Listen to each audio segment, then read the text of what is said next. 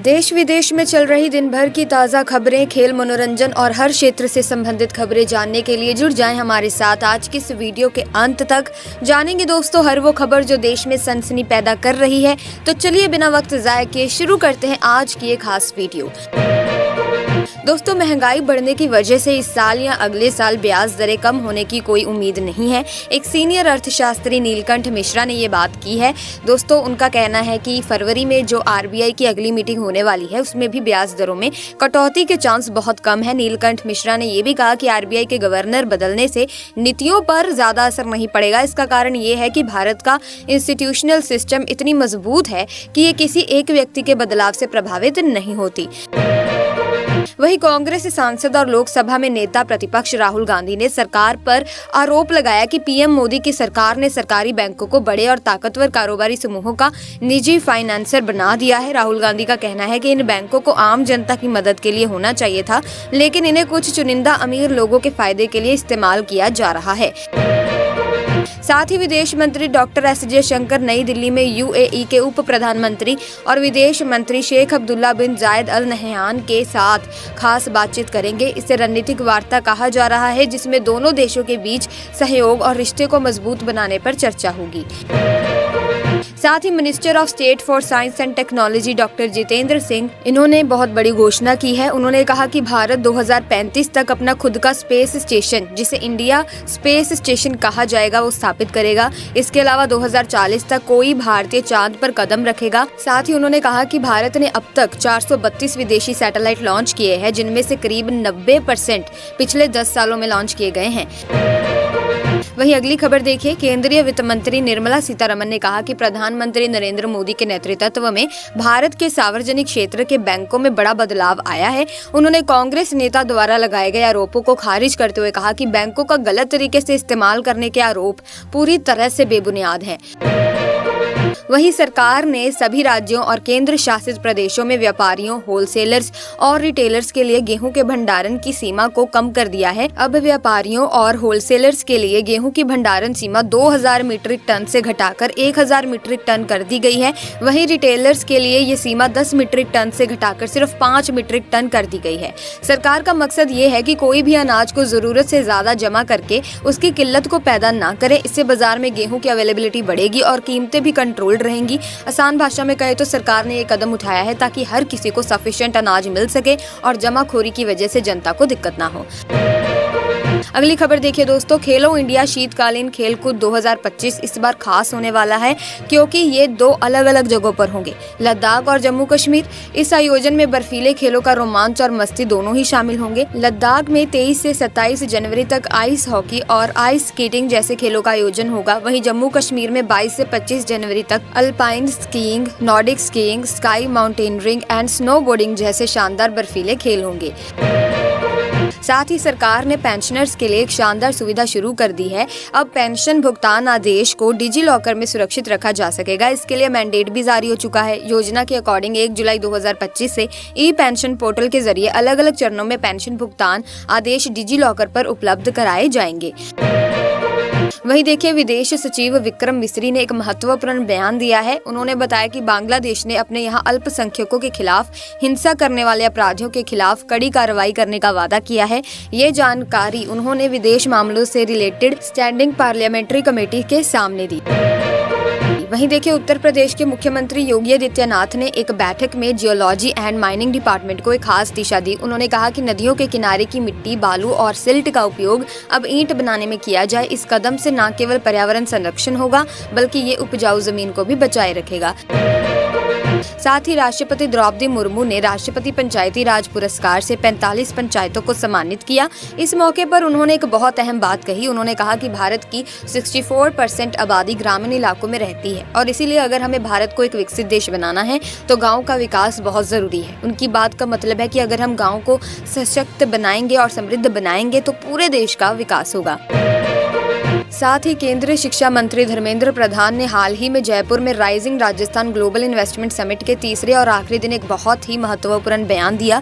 उन्होंने कहा कि राजस्थान में एनर्जी सेक्टर में सबसे ज्यादा इन्वेस्टमेंट हुआ है। इसका मतलब है कि Rajasthan energy production and supply के मामले में एक अहम केंद्र बन रहा है। एशियन डेवलपमेंट बैंक ने भारत की आर्थिक वृद्धि दर का अनुमान घटा दिया है। पहले एडीबी ने 2024 और 25 के लिए भारत की वृद्धि दर 7% अनुमानित की थी, लेकिन अब इसे घटाकर 6.5% कर दिया है। इसी तरह फाइनेंशियल ईयर 2025 और 26 के लिए भी एडीबी ने भारत की आर्थिक वृद्धि का अनुमान 7.2% से घटाकर 7% कर दिया है। साथ ही प्रधानमंत्री नरेंद्र मोदी ने कहा कि सरकार युवाओं के लिए रास्ते में आने वाली बाधाओं को दूर करके उन्हें सही दिशा में आगे बढ़ने का समर्थन कर रही है। वे ये बात स्मार्ट इंडिया हैकाथॉन के ग्रैंड फिनाले के दौरान नवाचारियों से बातचीत करते हुए कह रहे थे। प्रधानमंत्री ने कहा कि आज के युवा अपने देश की चुनौतियों को समझकर उन पर काबू पाने के उपाय तलाश रहे हैं। वहीं केंद्र सरकार ने पिछले 5 वर्षों में कृषि क्षेत्र से जुड़े 1700 से अधिक स्टार्टअप्स को 122.50 करोड़ रुपए की वित्तीय मदद दी है। ये जानकारी लोकसभा में कृषि राज्य मंत्री भागीरथ चौधरी ने दी। इस वित्तीय सहायता का उद्देश्य किसानों को आधुनिक तकनीकों से जोड़ना, खेती में नवाचार को बढ़ावा देना और कृषि को और अधिक लाभकारी बनाना है। वहीं अमेरिकी विदेश मंत्री एंटनी ब्लिंकन ने अफगानिस्तान में तालिबान द्वारा चलाए जा रहे नई नीतियों की कड़ी आलोचना की है। उन्होंने कहा कि अमेरिका इन भेदभावपूर्ण आदेशों का विरोध करता है जिनका असर अफगान महिलाओं और लड़कियों पर हो रहा है। इन आदेशों के कारण उनके अधिकार और जीवन पर गंभीर खतरा आ गया है। वहीं गोरखपुर में कोरोना वायरस भले ही अब कंट्रोल में हो, लेकिन इसका खतरा पूरी तरह से खत्म नहीं हुआ है। गोरखपुर के रीजनल मेडिकल रिसर्च सेंटर ने हाल ही में एक स्टडी किया जिसने चौंकाने वाला खुलासा किया। इस रिपोर्ट के अकॉर्डिंग कोरोना वायरस अभी भी एक्टिव है और इसके इन्फेक्शन का खतरा बना हुआ है। ये अध्ययन 10 दिसंबर को सामने आया है और लोगों को सतर्क रहने की चेतावनी भी देता है। भारत सरकार ने प्रधानमंत्री आवास योजना ग्रामीण के तहत 2 करोड़ अतिरिक्त घरों के निर्माण के लिए 5 और वर्षों तक सहायता प्रदान करने का फैसला लिया है। ये योजना वित्त वर्ष 2024 और 25 से लेकर 2028 और 29 तक लागू रहेगी। खास बात यह है कि इस बार योजना में एक महत्वपूर्ण बदलाव किया गया है। वहीं देखिए दोस्तों, भारत सरकार ने ग्रामीण इलाकों में दवाओं की पहुंच को बढ़ाने के लिए एक महत्वपूर्ण कदम उठाया है। पीएमबीजेपी प्रधानमंत्री भारतीय जन औषधि परियोजना के तहत दवाओं की सस्ती अवेलेबिलिटी करने के लिए pharmaceuticals and medical devices bureau of India ने सहकारी क्षेत्र के साथ साझेदारी की है। इस साझेदारी के तहत प्राइमरी एग्रीकल्चर कोऑपरेटिव सोसाइटीज के माध्यम से जन औषधि केंद्र खोले जा रहे हैं। इसी के साथ सुप्रीम कोर्ट ने मणिपुर सरकार को आदेश दिया कि वो मई 2023 में शुरू हुई जातीय हिंसा के दौरान हुई तबाही का पूरा ब्यौरा दे। इसमें वो संपत्तियां शामिल हैं जो जलाई गई, क्षतिग्रस्त की गई, लूटी गई या जिन पर कब्जा किया गया। कोर्ट ने मणिपुर सरकार से ये भी कहा कि वो इन घटनाओं की पूरी जानकारी प्रदान करे ताकि ये समझा जा सके कि हिंसा के दौरान कितनी और किस प्रकार की संपत्ति को नुकसान हुआ। वहीं उत्तराखंड के पहाड़ों में सीजन की पहली बर्फबारी हुई है और इसके साथ ही देवभूमि में ठंड बढ़ने लगी है। मौसम विभाग ने चेतावनी दी है कि अगले 2 दिनों तक राज्य में बहुत अधिक ठंड पड़ेगी जिससे ठिठुरन और बढ़ जाएगी। राज्य के अधिकतर हिस्सों में अधिकतम तापमान सामान्य से 1 से 2 डिग्री सेल्सियस कम हो गया है। वहीं देखिए, कुछ ही घंटे पहले ओपन एआई ने आईफोन, आईपैड और मैक के साथ अपने चैट जीपीटी का इंटीग्रेशन करने का ऐलान किया था। इसके बाद अचानक से चैट जीपीटी में एक बड़ा आउटेज हो गया जिससे पूरी दुनिया में उसकी सेवा कुछ समय के लिए बंद हो गई। साथ ही नोएडा के सेक्टर 76 में जो आम्रपाली सिलिकॉन सिटी है, वहां पर एक खाली जमीन पर नए फ्लैट्स बनाने की योजना है। वहां 7 नए टावर बनाए जाएंगे जिनमें कुल 668 फ्लैट होंगे। नेशनल बिल्डिंग कंस्ट्रक्शन कॉर्पोरेशन ने इन फ्लैट्स के लिए नया नक्शा तैयार किया है और अब इसे नोएडा अथॉरिटी के पास मंजूरी के लिए भेज दिया गया है।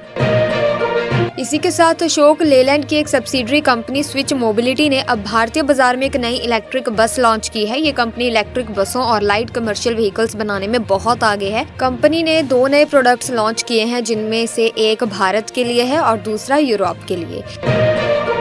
वहीं ओडिशा से एक दुखद खबर आई है। गजपति जिले में एक पिकअप वैन पलटने से बड़ा हादसा हुआ है। इस हादसे में 3 महिलाएं समेत 4 लोगों की मौत हो गई है और 28 लोग घायल हो गए हैं। वहीं काबुल में तालिबान सरकार के शरणार्थी मंत्री खलील रहमान हक्कानी एक आत्मघाती हमले में मारे गए। हक्कानी नेटवर्क से जुड़े होने के कारण वो तालिबान सरकार के महत्वपूर्ण मेंबर थे। इस हमले की जिम्मेदारी किसी ने नहीं ली, लेकिन इसे इस्लामिक स्टेट या अन्य विरोधी समूह का काम माना जा रहा है। प्रधानमंत्री नरेंद्र मोदी ने फिल्मकार राज कपूर के परिवार से दिल्ली में मुलाकात की। ये मुलाकात राज कपूर की जयंती समारोह से पहले हुई। कपूर परिवार ने प्रधानमंत्री को राज कपूर फिल्म समारोह में बुलाया, जो 13 से 15 दिसंबर तक देश के 40 शहरों में होगा। प्रधानमंत्री ने राज कपूर के देश के लिए किए गए योगदान की तारीफ की। वहीं खेलो इंडिया विंटर गेम्स की तारीखें अब तय हो गई हैं। अगले साल 23 से 27 जनवरी तक लद्दाख में आइस हॉकी और आइस स्केटिंग की मेजबानी होगी। ये दूसरा साल होगा जब लद्दाख खेलो इंडिया शीतकालीन खेलों का हिस्सा बनेगा। इससे पहले 2024 में जम्मू कश्मीर ने इन खेलों की मेजबानी की थी। साथ ही संजय मल्होत्रा ने 11 दिसंबर 2024 से भारतीय रिजर्व बैंक के 26वें गवर्नर के रूप में काम शुरू कर दिया है। वे अगले 3 साल तक इस पद पर रहेंगे। उनकी नियुक्ति भारतीय बैंकिंग और फाइनेंशियल सिस्टम को और मजबूत करने के लिए अहम मानी जा रही है। वहीं राज्य मंत्री पंकज चौधरी ने राज्यसभा में ये स्पष्ट कर दिया कि सरकार फिलहाल 8वें वेतन आयोग के गठन पर कोई विचार नहीं कर रही है। इसका मतलब ये है कि कर्मचारियों के वेतन को लेकर अगले आयोग का गठन अभी नहीं होगा। हालांकि एक अच्छी खबर ये है कि इस समय महंगाई भत्ते की दर 53% तक पहुंच गई है, यानी कर्मचारियों को महंगाई के हिसाब से अधिक भत्ता मिल रहा है। कंबोडिया ने हाल ही में अपने स्कूलों में एनर्जी ड्रिंक पर पाबंदी लगा दी है और इसके पीछे सबसे बड़ी वजह है युवाओं में बढ़ते डायबिटीज के मामले। कंबोडिया सरकार ने एक निर्देश जारी किया है जिसमें कहा गया है कि अब स्कूलों के अंदर और आसपास एनर्जी ड्रिंक पीने और बेचने पर पूरी तरह से बैन रहेगा। वहीं संचार मंत्री ज्योतिरादित्य सिंधिया ने हाल ही में एक कार्यक्रम में कहा कि भारत में 6G सेवा के लिए जो मानक और नियामक बनाए जाएं, वे इस तरीके से हों कि सभी लोग सस्ते दामों पर इस सेवा का लाभ उठा सकें। उन्होंने इस बात पर जोर दिया कि तभी 6G तकनीक का असली फायदा दुनिया भर के लोगों को मिलेगा। लोकसभा में विपक्ष के नेता और कांग्रेस सांसद राहुल गांधी हाल ही में हाथरस के बुलगड़ी गांव पहुंचे, जहां उन्होंने एक रेप पीड़िता के परिवार से मुलाकात की। इस मुलाकात के दौरान सुरक्षा की स्थिति को ध्यान में रखते हुए गांव में अतिरिक्त पुलिस बल तैनात किया गया था। राहुल गांधी ने करीब 1 घंटे तक पीड़ित परिवार से बातचीत की और इस दौरान प्रशासन के अधिकारियों को भी बुलाया गया। उनका ये कदम पीड़ित परिवार के प्रति समर्थन और न्याय की मांग को व्यक्त करने के लिए था। साथ ही अमेरिका में महंगाई के आंकड़े जारी होने के बाद अमेरिकी और यूरोपीय बाजारों में अच्छे उछाल देखने को मिले। अमेरिकी बाजार का की इंडेक्स नैस्डैक, जो टेक्नोलॉजी कंपनियों का डिस्प्ले दर्शाता है, पहली बार 2000 के स्तर से ऊपर पहुंच गया है। इसका मतलब है कि टेक्नोलॉजी सेक्टर में कंपनीज का प्रदर्शन बहुत अच्छा रहा है और इन्वेस्टर्स को उम्मीद बनी हुई है कि अर्थव्यवस्था में सुधार हो सकता है। वहीं हिंदुस्तान जिंक राजस्थान में दुनिया का पहला औद्योगिक जिंक पार्क बनाने जा रहा है। इस पार्क की खास बात यह है कि इसे रिन्यूएबल एनर्जी से संचालित किया जाएगा। इसका मतलब दोस्तों ये है कि पार्क के लिए इलेक्ट्रिसिटी फ्रॉम सोलर, विंड और अदर ग्रीन एनर्जी सोर्सेज से प्राप्त की जाएगी, जो एनवायरनमेंट के लिए ज्यादा सुरक्षित और स्थायी रहेगी। साथ ही भारत की संसद की संयुक्त समिति ने वक्फ संशोधन विधेयक 2024 पर विचार करते हुए दारुल उलूम देवबंद के प्रतिनिधियों से राय ली। दारुल उलूम देवबंद एक प्रसिद्ध इस्लामी शिक्षण संस्था है जो खासतौर पर धार्मिक शिक्षा के लिए जानी जाती है। इस बैठक में दारुल उलूम देवबंद के मौलाना अरशद मदनी ने करीब 2 घंटे तक इस विधेयक पर अपनी आपत्ति और विचार रखे। मौलाना ने साफ कहा कि वो इस वक्फ बिल को खारिज करते हैं। साथ ही minister of state for science and technology doctor Jitendra Singh ने एक बड़ी घोषणा की।